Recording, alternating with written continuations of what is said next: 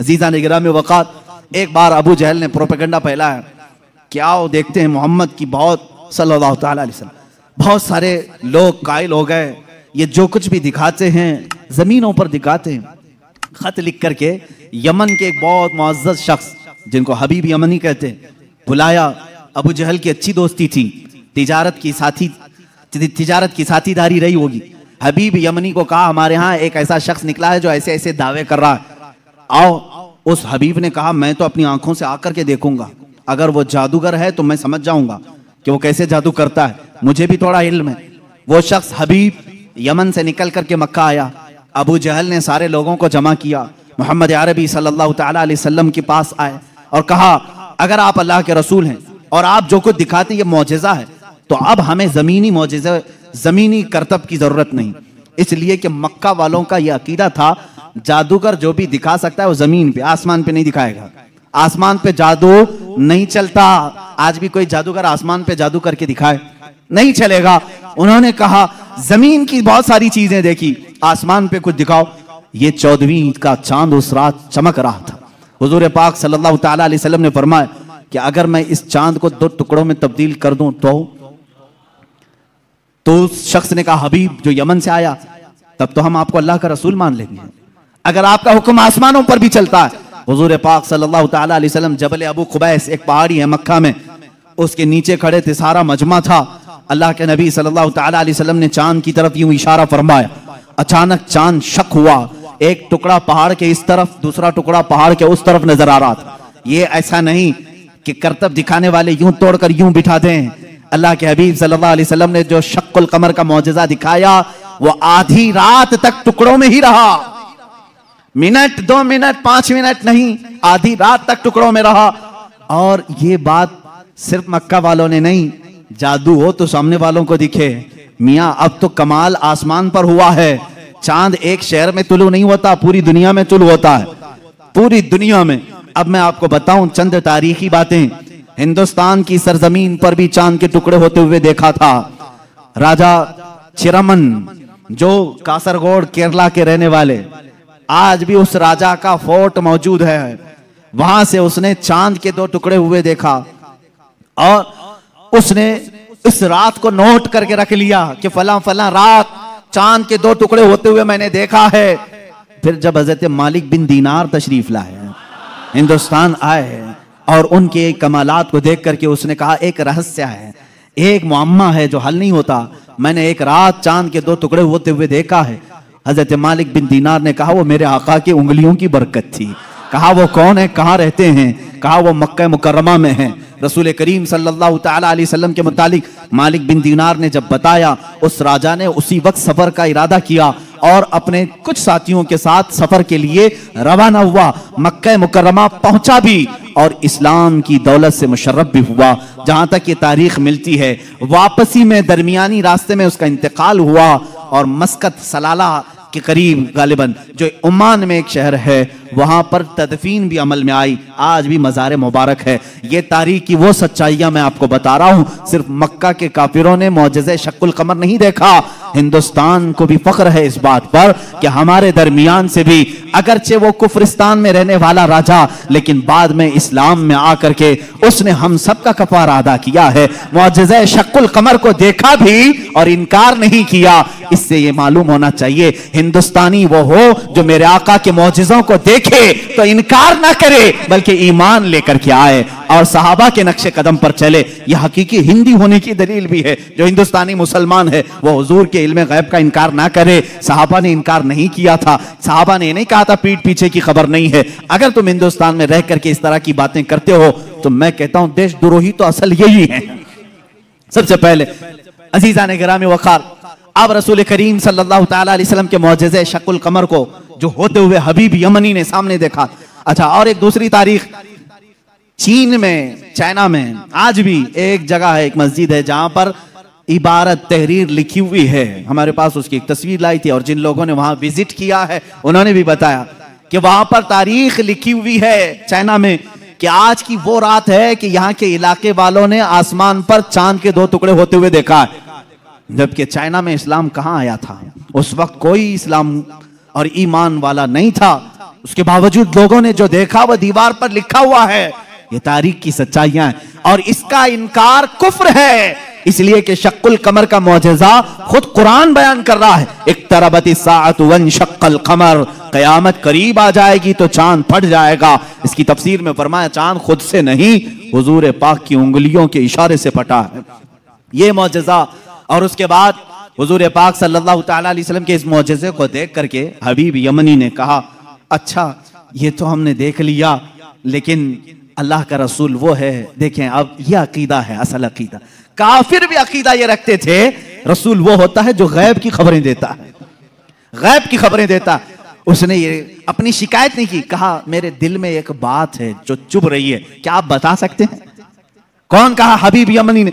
हुजूर पाक सल्लल्लाहु अलैहि वसल्लम ने फरमाया, हाँ तेरे दिल में ये बात है कि तेरी एक बेटी अपाहिज है, लंगड़ी है और कमजोर है और उसके जिस्म में कमजोरियां हैं पैदाइशी तौर पर, तुझे हमेशा उसका दुख सताता है, काश वो बच्ची सही हो जाए। हबीब यमनी ने कहा, बिल्कुल मेरे दिल की बात आपने बताई और कलमा तैयबा पढ़ा। कलमा तैयबा नहीं पढ़ा, कहा कि मैं आपको फिर से मुलाकात करता हूं, फिर से मुलाकात करता हूं। अबू जहल बहुत बहकाने की कोशिश करता रहा। हबीब जो है यमन के सफर पर चला गया, वापस गया, इसी शशोपंज में था कि आखिर कोई शख्स मेरे घर की बात कैसे बता सकता है। मोहम्मद सल्लल्लाहु तआला अलैहि वसल्लम यमन कभी इधर आए नहीं, मेरे घर में माजूर लड़की उन्हें कैसे पता। वो यमन इसी शशोपंज में घर आया, दरवाजा खोला तो देखा उसकी बेटी भली चंगी चलती हुई आ रही और क्या कह रही है, ला इलाहा इल्लल्लाह मुहम्मदुर रसूलुल्लाह। हबीब घबरा गया, कहा ए खातून, ए मेरी बेटी, ये तू भली चंगी कैसे हो गई और तेरी जुबान पर ये कलमा कैसे आया? वो कहती है, आज से चंद रोज कबल मैं रात के वक्त आराम कर रही थी बिस्तर पर, दर्द शिद्दत का था, इसी असना में मैंने घर के दीवार पर, घर के दरवाजे से एक नूरानी शक्ल के बुजुर्ग को आते हुए देखा। कहा वो कैसे थे? कहा उनकी आंखें ऐसी थी गुलाबी रंगत वाले चेहरे के, जिनकी भवें मिली हुई थी, जुल्फें कंधों तक लटक रही थी, अमामे का शिमला इस तरह था, पूरा हुलिया मेरे आका का वो बताने लगी। कहा उन्होंने आकर के मुझ पर दम किया और मेरा जिस्म सही सलामत हो गया और उन्होंने कहा, ए बच्ची तू ये कलमा क्यों नहीं पढ़ती, अनकरीब तेरा बाप भी पढ़ेगा। मैंने कलमा पढ़ लिया। वो कहता है, हबीब यमनी, ए खातून तू मुझसे पहले पहुंच गई, अब मैं घर में नहीं वापस मक्का जाता हूं। वापस आया और दारे इस्लाम में दाखिल हुआ। अबू जहल को कोसने लगा और कहा, ए जालिम, तूने जादूगर कह करके बुलाया था, मोहम्मद के मुतालिक क्या क्या प्रोपेगेंडा फैलाया था। और अबू जहल से कहा, बात तो अच्छी ही है तेरी, तूने जादू दिखाने के लिए बुलाया था, लेकिन मैं तो ईमान का सरिश्तकार हो गया, मैं ईमान के पैखर में ढल गया। अल्लाह का एहसान है मेरे अजीजों, ये मेरे आका सल्लल्लाहु तआला अलैहि वसल्लम का एक मौजिज़ा दिखाने के लिए लोगों ने कहा, तीन तीन मौजिज़े उस वक्त दिखाए, चांद के टुकड़े भी किए, उसकी बेटी के घर में उसको सेहत भी दिया और फिर उसको ईमान की दौलत से भी नवाजा। अजीज़ान गिरामी, हुजूर अकरम सल्लल्लाहु तआला अलैहि वसल्लम के जो कमालात और मौजिज़ात इल्मे गैब से मुताल्लिक हैं, वो तो एक अलग टॉपिक है। मेरे आका क्या क्या जानते थे, क्या क्या नहीं जानते थे, ये हम सबको कहना ही नहीं चाहिए। पहली बात, तुम होते कौन हो हुजूर का इल्म नापने वाले? तुम ये कहोगे हुजूर को ये नहीं मालूम था, ये नहीं मालूम था, ये नहीं मालूम था, तुझे क्या क्या मालूम है? अल्लाह के हबीब सल्लल्लाहु तआला अलैहि वसल्लम के मुतालिक बाज लोग कहते हैं, हुजूर ये नहीं जानते थे, हुजूर ये नहीं जानते थे। जालिमों, जरा अपने इल्म की खैर मनाओ, अपने ईमान की खैर मनाओ कि अल्लाह के नबी सल्लल्लाहु अलैहि वसल्लम को कुरान कह रहा है, वअल्लमका मा लम तकुन तअलम, ऐ रसूल हमने आपको वो सब सिखा दिया जो आप नहीं जानते थे। अब अल्लाह ने क्या क्या सिखाया, पहले अल्लाह से पूछ के आओ, ऐ रब तू अपने नबी को क्या क्या सिखाया है? अल्लाह रब्बुल इज्जत जाने और उसका रसूल जाने कि वो क्या सिखाया और इन्होंने क्या सीखा है। बहरहाल हुजूर अकरम सल्लल्लाहु तआला अलैहि वसल्लम का एक और मौजज़ा मैं अर्ज करूं, उसके बाद मैं अपनी गुफ्तगू को समेटता हूं। चांद का शक होने का मौजज़ा। दुनिया में दो बड़ी चीजें हैं जो ताकतवर, एक चांद और एक सूरज। चांद तक पहुंचने के दावे तो किए नासा वालों ने और सूरज पर पहुंचने की कोशिश कर रहे हैं, लेकिन जल रहे हैं, परेशान हो रहे हैं। लेकिन जाहिर सी बात है उसका जो वॉल्ट है वो तो तुम जला देगा। अभी पहुंचे नहीं है, चांद में पहुंचे थे या फिर फिल्म यहीं से बनाए थे, इस पर भी बहुत सारे डिबेट चल रहे हैं। बहुत सारे लोग, इन्हीं के लोग मानते भी नहीं, चांद पर तुम गए नहीं थे, फलां स्टूडियो में खड़े होकर के सब फोटो बना करके लाए हो।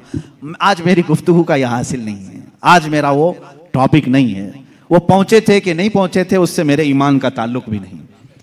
हाँ, हमको इतना मालूम है कि मेरे आका सल्लल्लाहु अलैहि वसल्लम मक्का की जमीन पर खड़े होकर के भी इशारा कर दें तो चांद टुकड़े हो जाए।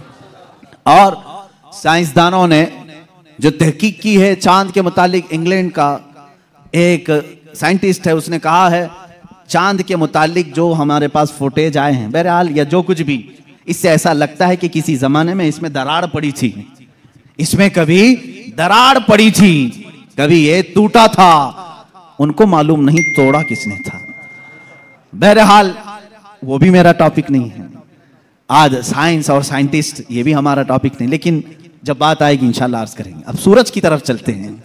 बात ये थी मौला अली करमल्लाहु वजहुल करीम रसूल करीम सल्लल्लाहु ताला अलैहि वसल्लम के साथ एक मकाम पर आराम फरमा रहे थे, जिसको सहबा का मकाम बताया गया। इमाम जलालुद्दीन सुयूती रहमतुल्लाह ताला अलैह ने भी इस हदीस को नकल फरमाया।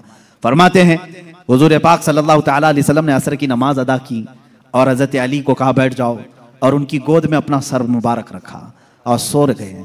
अल्लाह के हबीब जब आराम फरमाते सहाबा बहुत खामोश हो जाते। हजरत अली ने यह कहा भी नहीं कि मेरी नमाज अभी हुई नहीं, अल्लाह के नबी आराम फरमा रहे थे। हजरत अली इंतजार में रह गए, क्या आप बेदार होंगे तो उठूंगा असर पढ़ लूंगा, लेकिन इसी इंतजार में सूरज गुरूब हो गया। हजरत अली को दुख हुआ कि मेरी नमाज छूट गई।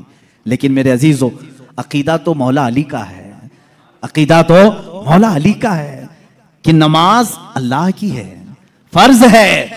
और यहां रसूल पाक सल्लल्लाहु अलैहि वसल्लम आराम कर रहे हैं, उठा देना चाहिए था, मेरे मौला की नमाज है, मैं पहले नमाज पढ़ लूं। लेकिन वो सहाबी थे, वहाबी नहीं थे। हुजूर पाक सल्लल्लाहु ताला अलैहि वसल्लम से उन्होंने सुना था, अगर नमाज के दौरान भी रसूल तुम्हें बुला ले, नमाज छोड़कर तुम्हें रसूल की बात पर आना है। कुरान कहता है या अय्युहल्लज़ीना आमनुस्तजीबू लिल्लाह वलिर्रसूल इज़ा दआकुम। साहबी नमाज पढ़ रहे हैं, हुजूर ने पुकार लिया उनको, आ जाना है, उनको हुक्म है शरीयत का, वो आ जाएं। हुजूर ने फरमाया जाओ बाजार में सामान लेकर के आओ, फलां को दे दो, फलां को दे दो। सब काम कर लिया, वापस आए तो क्या करें? फरमाया अगर 2 रकात हुई थी तो बाकी की 2 रकात वहीं से कंटिन्यू करें, वो बातिल नहीं हुई जो छोड़ कर गया था। क्यों? इसलिए कि वो जो छोड़ कर गया था किसी ऐरे गैरे के काम में नहीं, इताअते रसूल में गया था। इससे पता चलता है नमाज अल्लाह रब्बुल इज्जत का हुक्म बजा लाना है और रसूल की इताअत के मुताबिक करना है। मौला अली इसी फार्मूले पर अमल कर रहे थे। इधर अगर नमाज कज़ा हो गई तो अदा कर लूंगा, हबीब की नींद में फर्क आया, कहीं गुस्ताखी और तौहीन हो गई तो ईमान में फर्क ना आ जाए। मौला अली खामोश रहे। मेरे आका सल्लल्लाहु अलैहि वसल्लम बेदार हुए और अल्लाह के नबी सल्लल्लाहु अलैहि वसल्लम क्या नहीं जान रहे थे हजरत अली की नमाज छूट रही है? क्या हजरत अली की कैफियत को नहीं देख रहे थे? देखा, पूछा अली गमगीन हो, कहा असर नहीं पड़ी। अल्लाह के नबी सल्लल्लाहु अलैहि वसल्लम ने पूरी कायनात को यह दर्स दिया है उस दिन, सिर्फ मौला अली के लिए नहीं, पूरी कायनात के लिए, कि जो मोहब्बत मुस्तफ़ा में चीजें फना होती हैं, अल्लाह तबारक व तआला जिंदगी में उसे सूरज भी पलटा करके अदा कर देता है। हजरत अली रज़ियल्लाहु तआला अन्हु के लिए हुजूर पाक सल्लल्लाहु अलैहि वसल्लम ने डूबे हुए सूरज की तरफ इशारा फरमाया और कहा कि जहां तू डूबा है पलट आ। सूरज फिर वापस तुलू हुआ। हजरत उम्मे सलमा रज़ियल्लाहु तआला अन्हा हुजूर की ज़ौजा हैं, फरमाती हैं हमने पहली मर्तबा सूरज को पश्चिम से फिर से निकलते हुए देखा, थोड़ी देर के लिए, ऐसा नहीं कि पूरा निकला। असर के मकाम पर जो पीला सूरज होता है वहीं तक आया। हजरत अली करमल्लाहु वजहुल करीम ने नमाज अदा की, सूरज फिर वापस फिर गुरूब हुआ, इतनी ही देर के लिए आया, फिर पलट गया। इसीलिए इमाम अहले सुन्नत फाजिल बरेलवी रज़ियल्लाहु ताला अन्हु फरमाते हैं सूरज उल्टे पांव पलटे, चांद इशारे से हो चाक। सूरज उल्टे पांव पलटे, चांद इशारे से हो चाक। अंधे नजदी देख ले कुदरत रसूलुल्लाह की, अंधे नजदी देख ले कुदरत रसूलुल्लाह की। इशारे से चांद चीर दिया, छुपे हुए खूर को फेर दिया, गए हुए दिन को असर किया। ये ताबो तवा तुम्हारे लिए, जमीन और जमा तुम्हारे लिए, मकीन और मका तुम्हारे। रसूल करीम सल्लल्लाहु ताला अलैहि वसल्लम के मौजज़ात, सूरज का पलटाना ये मेरे आका के अजीम मौजज़ात में से है, अजीम मौजज़ात में से।